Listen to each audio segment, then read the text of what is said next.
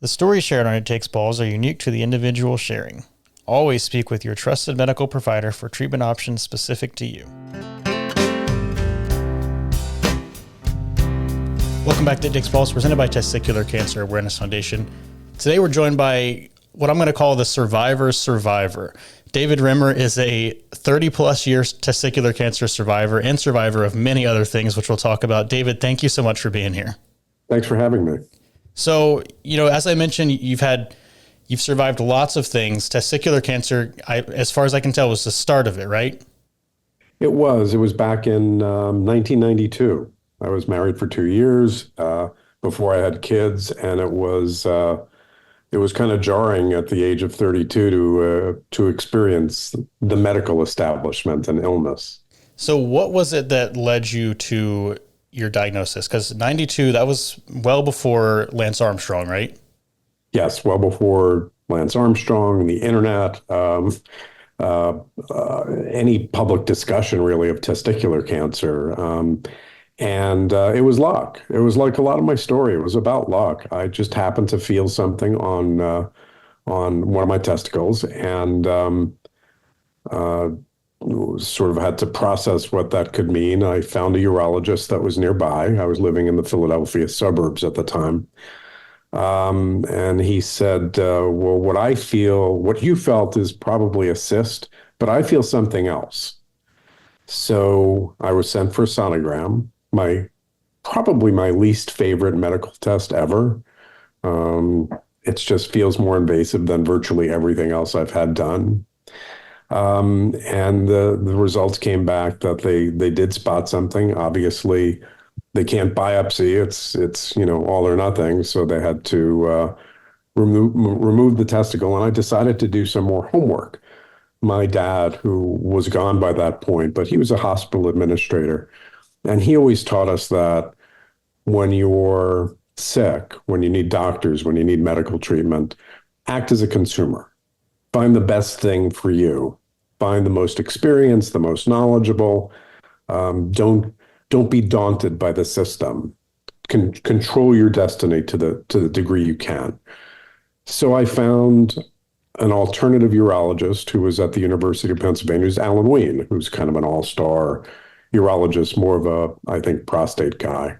But he agreed to see me.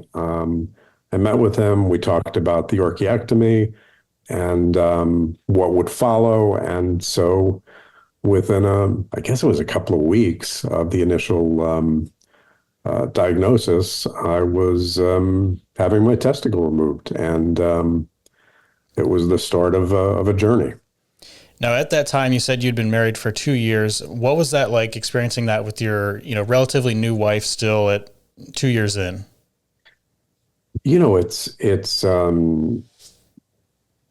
It's traumatic. It's traumatic. It's exhausting. It tests you in a way you don't expect to be tested, because we didn't have kids and we wanted a family. And so this threatened that aspect of our relationship.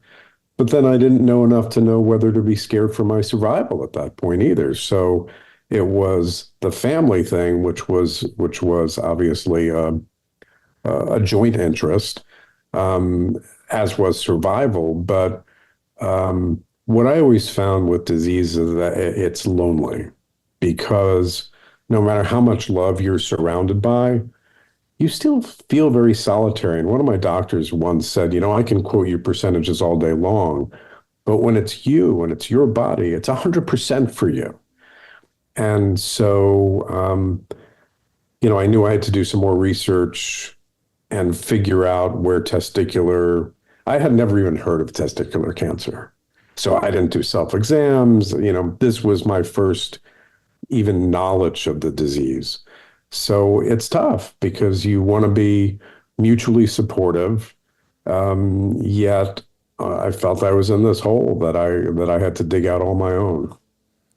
And not knowing even about testicular cancer, have you found others that have had it, like in the short term, or has it been kind of more in the longer term that you've been able to connect with others who have talked more openly about it? I found it in the longer term. So back in the day, back then, research was through microfilm at the library. And nobody ever writes a positive story. It's always like negative, and then you hear anecdotally everybody has a negative story to share. Um, Not sure how they think that helps you, but oh yeah, I knew a guy. He got it in his 20s, and it had spread, and like things that don't help. And my research didn't wasn't that encouraging either because I kept reading these negative stories. But then finally, the truth started to come out, which is that it had become a very survivable illness. Um, if you're fortunate enough to get a type of disease that's curable, and I did, and it was, but to get to that point, and to get to the point where you feel you're out of the woods, it's a long process. Now, with the family concern, the thought of not having a family, nowadays we know that sperm banking is, one of the first things that you should do. Was that a consideration back then? It was, and I did it. And so, we at least had the security of that feeling, although my counts were low at the time, and they weren't sure that the bank sperm would help if we needed it. But yeah, we definitely did that as part of the process.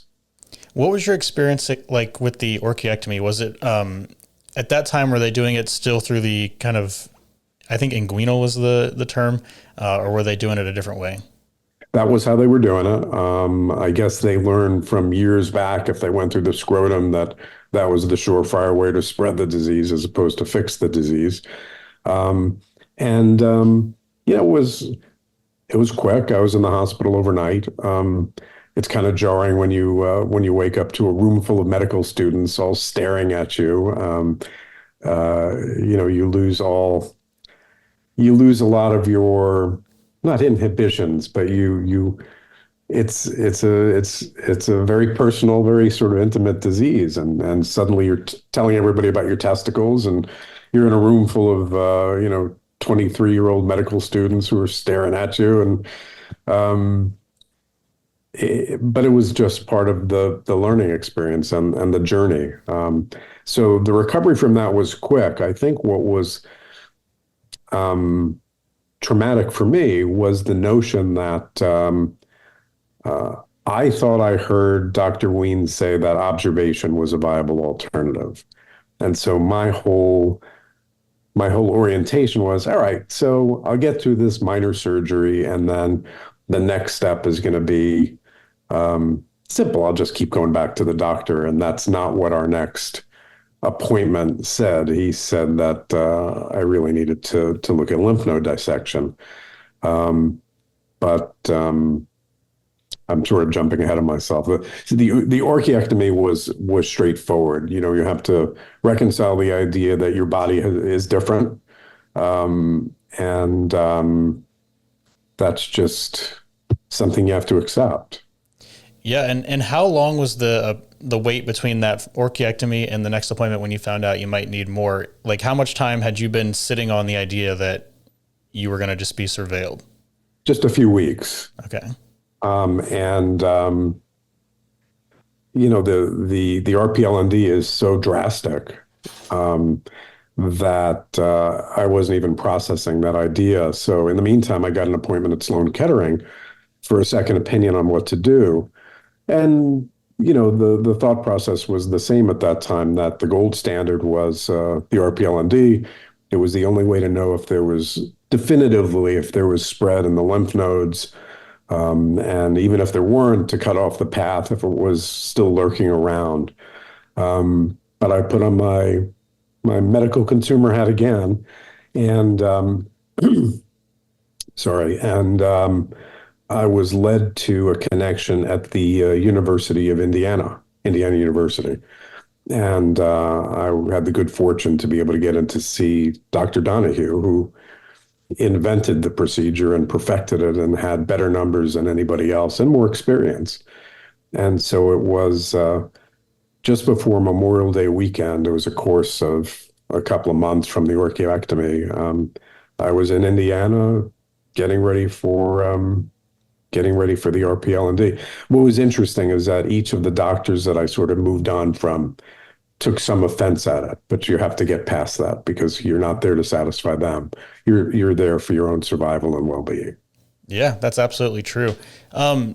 So with the RPLND, it sounded like had you had a CT scan that showed anything in the abdomen, or were they doing it kind of just preventatively? Preventatively, I looked clean. It was embryonal cell, so it was pretty straightforward, low risk, but it was still what they recommended doing. And I didn't. There was no body of knowledge at that point that said you may not need this for something that's kind of low grade as you have. So I went ahead with it. I guess it would be different today if I experienced it, but back then it was still an improvement because the survival numbers were so good, and this was sort of the way to assure that. At what point were you given a stage, and what stage were you? That's a great question.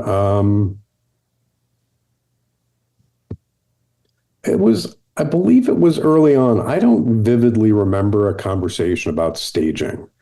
Um, but it was early on that they felt the risk was fairly low and that I was uh, a good candidate for successfully coming through. Gotcha. Okay.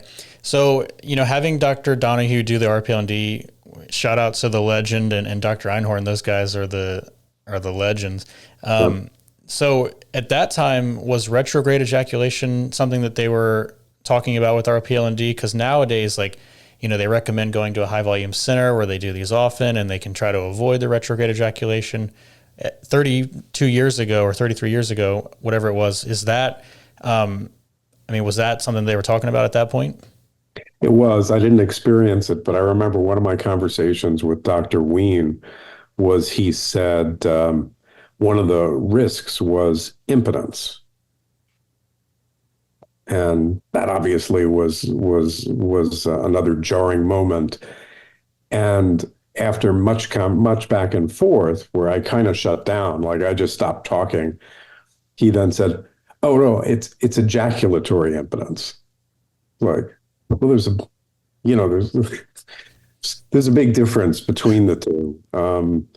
But you know, there was a conversation, but it turned out not to be a factor for me. And again, the numbers that Dr. Ween quoted for me, who had much less experience than Dr. Donohue doing this, were good, not great in terms of his success.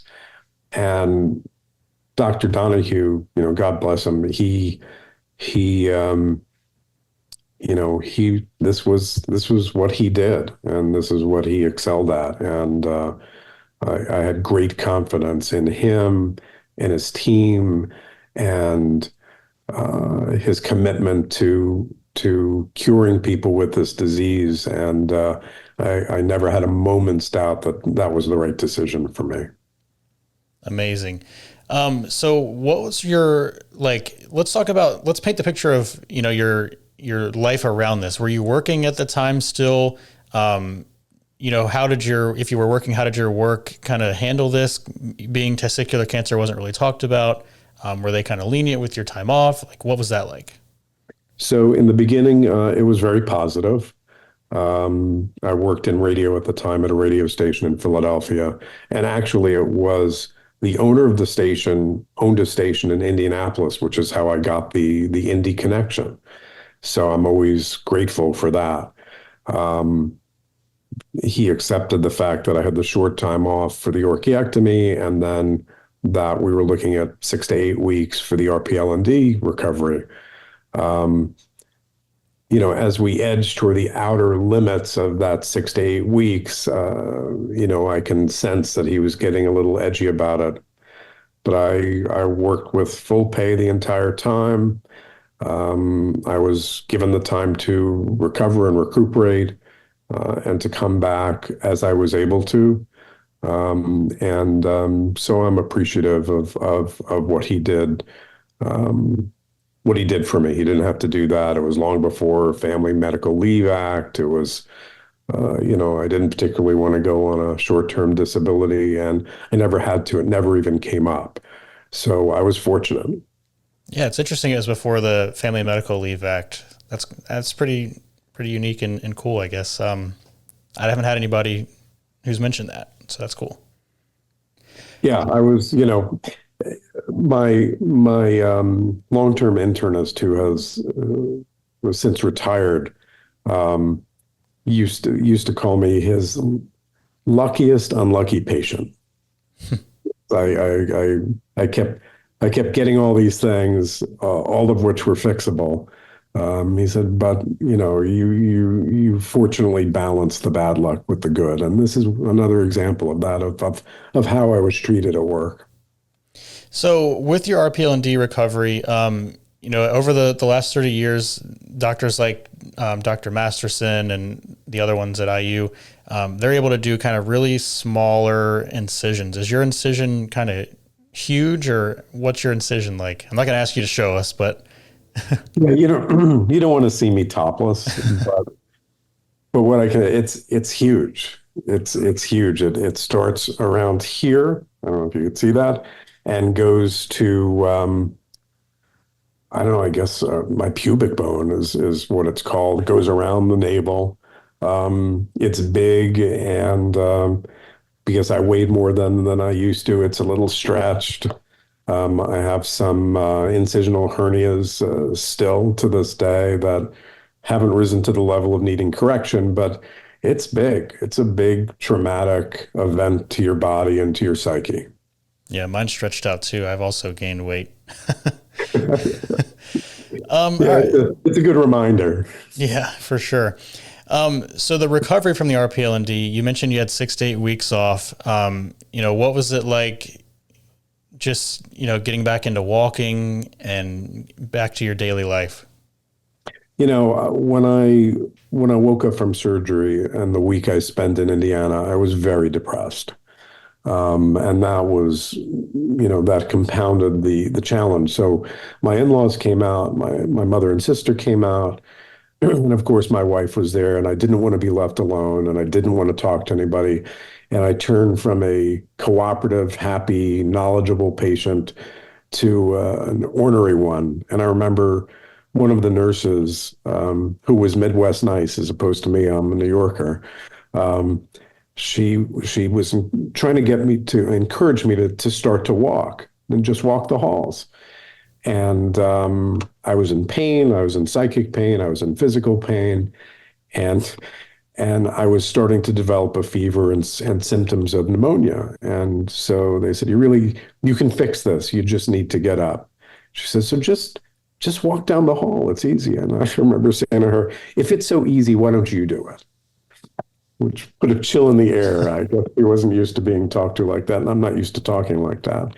Um, so, I had to go to the airport in a wheelchair. I had irrational fears of the incision splitting open, if something had like, it was just crazy time a little bit for me. And I got home and pushed myself and walked. But I remember my biggest walk in the first few weeks was just a block away to the local supermarket. My wife was at work, and I remember I got to the corner and I didn't think I could get back. I just didn't have the energy that I thought I would. I didn't have the stamina that I expected to have. I'm a 32-year-old guy, I walk into the corner shouldn't be a big deal. So that was a rude awakening. But that was a turning point because I did make it back. We didn't have cell phones in those days, so there's nobody for me to even call. So I pushed myself, I got back. And it's funny because I find that it's like a switch flips where one day you're feeling compromised, and the next day it's like your body said, okay, we're good, we're healed, get on with your life. And that's how it felt. So as a New Yorker, were you in the city when you had gotten back from your RPLND? No, we went back to Philly to Okay. where we were living. We lived in Philly from 90 to 95. Okay, because that would have been tough to get around the city, I bet. Yeah, it was. I mean, we were in the suburbs actually, so it was a really simple walk, but it felt like 1,000 miles. So after your RPLND, what were the next steps? Was it just surveillance? Was there ever like talk of doing preventative chemo? Never talk of chemo. The results of the RPLND was that I was completely clean. There was no spread. There was no involvement of other lymph nodes at all. And so it became, I don't remember the timing of the surveillance, but it got further and further apart over a short amount of time. And it's still traumatic because then you're in the mindset that all they can do is find something. That was what I started to feel. So they would do they would do blood work each visit, and I was just kind of a test case for how to do this and how to be successful with good medical care. And so I found a local oncologist who monitored me from then, and all was good. And after all was good, were you feeling like, your time with cancer was done? Yeah, although I have to say, I always feel like I'm looking over my shoulder. So even though the bloods came back and the surveillance got longer and longer in intervals, every time I took off my shirt, I had this visible reminder of what it could be. Um, so it did change my mindset in a way. Obviously I was hoping that it would be my last brush, but I never really let my guard down after that. And I asked that question because you mentioned in your submission here that you ended up having three other cancers. Um, Now, were those caught because of like you were paying more close attention to your health and you had doctors following you because of your testicular cancer, or had the testicular cancer kind of surveillance ended, time passed, and then these other ones came up? So I always say I had two and a half others because one was a basal cell on top of my scalp, and nobody really took that very seriously. Although they do something called a Mohs surgery, which even though it was this tiny spot, it's 21 stitches on top of my scalp. So it definitely felt more significant than it was. It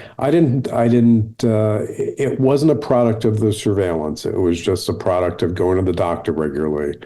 And my first next brush was in 2012. So it was 20 years later when I was diagnosed with CLL, which is a form of leukemia. Again, unless you are on the wrong side of genetics, mostly survivable for people. The survival rate is very high. And it was just detected in a gradually changing blood test that showed that my white cells were climbing. And my internist uh, finally said, I think you need to see somebody to explore this a little bit further. And that's when I was diagnosed. And I was a stage zero. Now I'm a stage one, but it's been pretty stable for the last 13 years. Stable is good. That's So, correct. do you think that and this is probably a hard question to answer because, everything in life compounds, but do you think that your experience with testicular cancer kind of sets you up to handle these later cancers in a better way, if it is a better way? That's a great question. I don't know that it has. You know, um, I've said to my oncologist, what worries me is that I feel I have this body that's predisposed to making cancer. And even though and in fact, I just saw my CLO guy this week, who's the father of my internist. He's one of the heads of oncology at Sloan Kettering. Um, and I said, I just what scares me is that I'm not a very interesting cancer patient because I've had the basal cell, I have the CLL, I have a low-grade prostate now that was diagnosed last year, and I had the testicular. And of all the people who come in and out of this building, you see people who are really, really sick. And I said, but I worry because I am sort of uninteresting as a patient because I don't need a lot of attention. Um, I worry about if something's going on that we're not seeing. Um, and that's just, that's my personal journey that I have to deal with. Each time you go through it, it, it doesn't get easier. Yeah. Well, I'm sorry that you've had to deal with all those things. I, I look around when I go into the doctor's office, and all I can feel is fortunate and blessed. And for whatever reason, my diseases have taken a different, less serious path. So whenever I start to feel sorry for myself, which does come up on occasion, um, I just think of what I could be facing, and it helps me snap back to my reality, which is not so bad. You did end up having two children. At what point did they come along? I know that you banked sperm, and here you said that they were conceived naturally. Yes. How long after your diagnosis did they come along? So my older daughter Amy was born in 1994, and my younger one was born in 1996. Oh, nice. That's just like my brother and I, although he was 97. So what are they? How do they take your cancer battles that you've been through? It's I think it's disconcerting to them. Um, it's not what most of their friends' parents are facing. Maybe a one and done or something else chronic, but it's just like one after the other after the other. And my wife and I have talked about, well, how much do you tell them? And we have a family calendar, and in the beginning of in the lead up to being diagnosed with different things, you're like, well, I'm not going to put this doctor's appointment on the family calendar, so you keep it to yourself, and that adds to the burden and to the fear. And so they're old enough now that we've finally gotten to the point where we're just very candid about what's going on.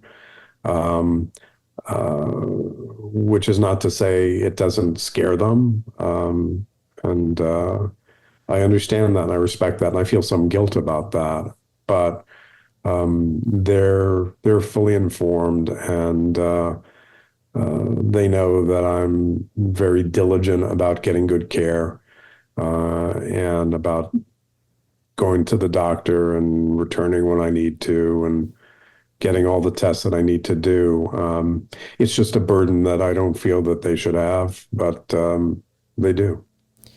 I guess on the positive side, now they won't get testicular cancer and they won't get prostate cancer, but maybe they hopefully are kind of being screened earlier for other things, like the leukemia, to hopefully catch those kinds of things earlier.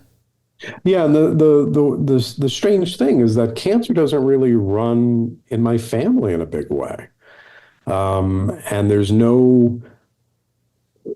I've been genetically tested. There's no connection between these three and a half things. It's just sort of how the cards were dealt. So um, I think it's made everybody more aware of the importance of getting checked and doing everything. You want to do everything you can to improve your odds, right? So things are going to happen. Your body's going to do things to you or for you. And when it does something to you, like come up with a cancer, then you just kind of have to not have too much time pass between appointments so that if something's going on, that it's going to be caught early. And I find the fact that I'm at the doctor so often comforting in a way because I do feel I'm well looked after, and that uh, I hopefully will not encounter something that's such a surprise that it's gotten really bad, and that it is life threatening. Now, I know that you're currently, or at the time of doing this application, we're kind of backlogged, so maybe things have changed, but an aviation executive. How long have you been around planes? And I ask this because a lot of it seems like the younger guys who are military affiliated that have testicular cancer work around planes. And I played golf yesterday. I got paired up with this guy who's a commander in the Navy, and he said that he believes that a lot of the cancer comes from like radar equipment. Is Hmm. that something that you think may have contributed or? No, because I didn't. I did a midlife career change, so I was 40 when I started to make the transition to aviation. So I don't think there's any connection between and I'm not a pilot or a mechanic or anything. So I think that's just coincidental for me. So when I got into aviation, um, my um, the testicular was well behind me, and the CLL was well ahead of me. So I just think that's a coincidence. Yeah, I'm just hypothesizing. I'm known for dumb questions. Um, No, that's a good question. It's a valid question. You know, you try to, particularly when you've had repeat cancers of different types that are unrelated, you want to find the thread. What's the common thread here? Um, and there's often not one. Speaking of aviation, you have had a crazy experience. I don't know if you want to talk about it on here, but I find it very interesting, and I don't want to make you talk about it. But is it okay if I ask? Sure, of course. So you were involved in a major midair crash that ended up killing 154 people. What exactly happened there? So we were taking delivery in 2006 of a brand new airplane from the factory in Brazil. There were seven of us aboard a really factory new airplane, and air traffic control failed in its basic mission, and they allowed two airplanes to hit each other at 37,000 feet over the Amazon. Um, and it wasn't our day. You know, it wasn't, it was as close calls get. The NTSB has said that if our plane were an inch or two higher, the other airplane, which was a Boeing 737, so a far bigger airplane, then it would have taken our wing off. But if we were 2 feet lower, nothing would have happened except two airplanes would have crossed really close to each other in the sky. So we flew on for another 35 minutes and found a very remote military base to land in. And tragically, the all the folks on the Boeing died because their wing failed, and they crashed to the ground 3.5 minutes later. And for whatever you believe in, we dodged that bullet. There was a newspaper story about survivors, unrelated survivorship, a couple of years later, and they said we're going to do a story and we're going to call it "People Who Cheated Death." And I said, whatever you do, please rethink that headline. Nobody cheats death. We just sidestep it maybe for a bit. But that was the headline. And I don't feel I cheated death. I just, for whatever reason, uh, none of these events have been my time. And so you try to come up with a rationalization of why it wasn't your time and what you do with the gift, and try to put it to some good. But yeah, it was just terrible. 154 people needlessly died. So when this American Airlines crash and outside of Reagan Airport with the Army helicopter, and I see midair everywhere, and I see that 67 people died. It's just a reminder of how uh, these are all with me every day. I know what's going on with my body, and I think about it every day. I think about the midair crash every single day because I realize that every day that I wake up, um, I'm fortunate. Um, so it's part of why my doctor called me his luckiest unlucky patient because you can't make this up. Yeah. And, you know, cancer and a plane crash are very different, but I mean, to relate it back to the testicular cancer, I mean, flying again, how do you cope? And then like, having anxiety with testicular cancer, like sometimes I'm even afraid to touch my remaining testicles. So having these traumatic experiences, how, are you personally able to, continue on? I think it's a choice. You can choose to, obviously, it's going to affect your outlook. It's going to affect your outlook every time you touch your body, look at your body. Um, for me, get on an airplane, go to a routine doctor's appointment. It has to affect you. Um, the question is, how deeply do you let it affect you? And do you, for whatever reason, you're spared? What a waste it would be not to live a full life and appreciate all the blessings and the good fortune that you have when there are people who you walk by in the doctor's office who wish they were in your position, who wish they had your good fortune and that they didn't have the burden that they do of facing possibly a terminal illness. So um, in the beginning, flying was tough. I still overthink it. I know enough from personal experience and from just being in the industry to be dangerous and scary to myself. But I have a passion for aviation. I have a passion for travel. I have a passion for family. And these are the things that drive me and push me to continue on. And you're doing some good with your aviation.